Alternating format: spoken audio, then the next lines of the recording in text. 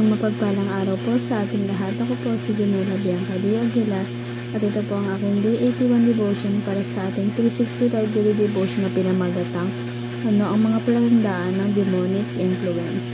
At ang topic natin ngayon ay demonic influence. Sabi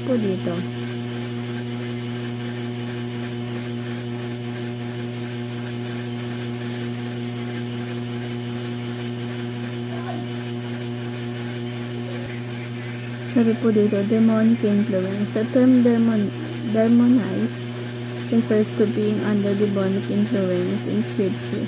This term is often associated with more extreme cases of demonic control, affecting a person's mind, body, and spirit. However, the Bible makes it clear that Christ has ultimate power over the demonic realm.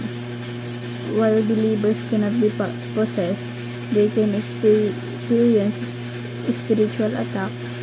This is why we must remain vigilant and rely on God's power. May nakalagay po dito na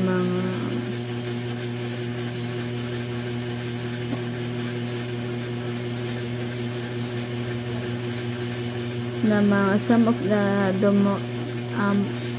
the demonic influence. Number 1 po, distortion of the truth. Number 1 po. Number 2, spiritual bondage to sin. Number 3, hatred of Christians and the church. Number 4, apathy and hardness of heart. Number 5, fleshy thinking and worldliness. 6, addiction to drugs, sex, pornography, orgy, fornication, etc. Number 7 po, obsession to occultism and false religion. And lastly po, witchcraft, divination, spiritism, New Age, astrology, horoscopes, tarot cards, faith healing, necromancy, and other similar practices.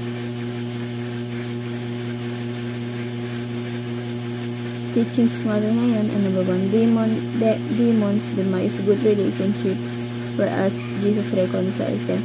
Syempre po, diba, ayaw ng devil na magkaroon tayo ng good relationship, even sa parents natin, kapatid, gano'n, mga close sa buhay, minamahal sa buhay, diba, ayaw niya yun. Pero sa Lord, inaayos niya yun, diba? Inaayos niya yun. Nare-reconcile niya ulit, parang binabalik niya ulit sa dati na maging good relationship to. Kumbaga, parang ang bilis umaksyon nun ni Lord eh. Kunyari, ngayon, parang ginawang ka na ng masama, ganun. May ginagawa na masama sa si Lord pero may ginagawang masama ngayon sa yung demons, may ginagalaw siya sa buhay niya, may binabago siya, pero si Lord inaayos niya, parang ang bilis niya umaksyon, ang gagawa niya agad yun ng paraan. Number 2 po, demons distort the mind, whereas Jesus renews it. Parang yung demons naman po dito, parang binabago yung pananaw, yung isip natin, ganun, pananaw sa buhay, ganun, parang ginugulo yung utak natin, yung isip natin. Pero si Lord, nire-renew niya ito, binabago niya, binabalik niya ulit sa dati, binabalik niya sa tama, ganun. Number 3, demons destroy the image of God, whereas Jesus restores. Siyempre ayaw ng demon yung image ng ating Panginoon na ayaw niya i-look up natin ang Panginoon na mabait,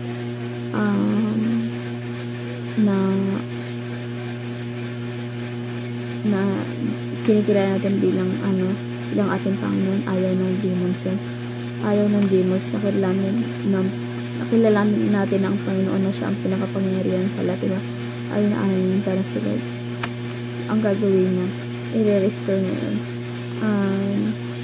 parang papatunayan niya na karapat-dapat siya bilang tawagin na ating Panginoon dahil kumikilos siya sa ating buhay, dahil active siya sa ating pamumuhay.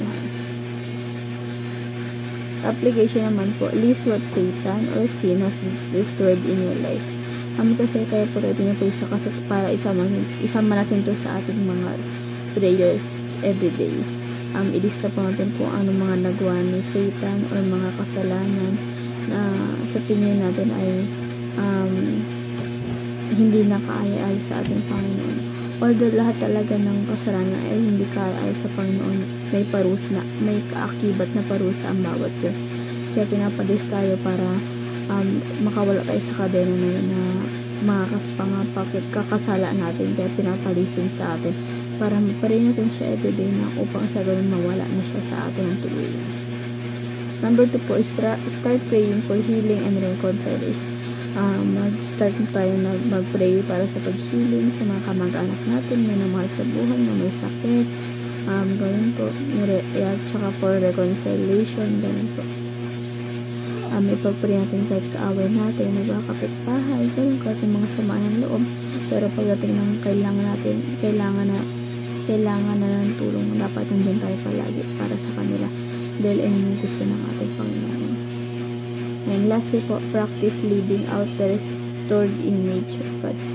Ito po, i-practice natin mamuhay na sa panibagong sa Diyos na makamundo na hindi sa mundo natin. I-practice natin na dino tayo na ayun na ipamuhay natin sa pang-araw-araw. Dahil nga diba na-restore na tayo ng ating Panginoon, dapat yun na din yung pamumuhay natin. And yun lamang po ang aking devotion ngayong araw. Sana po may kayo. At huwag po natin itong kalimutan na i-share sa ating mga mahal sa buhay. And God bless po sa ating lahat.